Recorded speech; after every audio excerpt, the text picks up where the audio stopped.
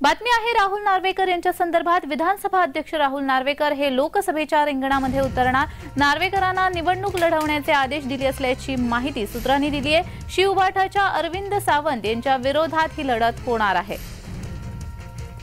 नार्वेकरांना निवडणूक लढवण्याचे आदेश देण्यात आलेले सूत्रांकरवी ही माहिती मिळते। तर या संदर्भात अधिक माहिती देण्यासाठी आमचे प्रतिनिधी मनोज दयाळकर आपल्याशी जोडले गेलेले आहेत। मनोज, राहुल नार्वेकर यांना लोकसभेच्या रिंगणात उतरण्याचे आदेश देण्यात आलेले आहेत, काय अधिकची माहिती? नक्कीच आपण पाहिलं तर विधानसभा अध्यक्ष राहुल नार्वेकर हे आता लोकसभेच्या निवडणुकीच्या रिंगणात उतरणार आहेत।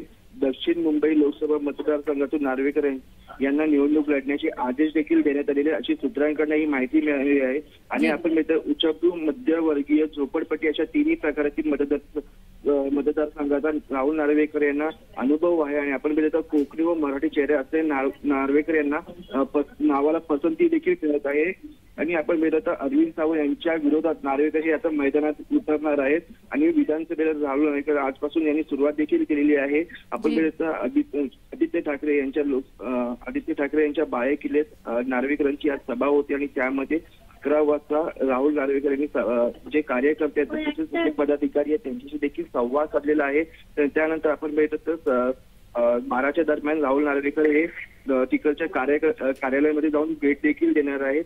आणि आपण पाहिलं तर यासाठी राहुल नार्वेकर तयारीला सुरुवात केलेली आहे। पदाधिकारी यांच्याशी संवाद साधलेला आहे। आणि आपण पाहिलं तर या लोकसभेमध्ये राहुल नार्वेकर यांना देखील उमेदवारी ही पूर्णपणे मिळू शकते। आणि यंदा भाजपचा झेंडा हा दक्षिण फडकवायचा आहे, त्यासाठी पूर्णपणे भाजपकडून तयारी देखील सुरू आहे। यासाठी राहुल नार्वेकर यांनी देखील आपल्या प्रचाराला सुरुवात देखील केलेली आहे। जी धन्यवाद मनोज, तुम्ही दिलेल्या या माहितीसाठी।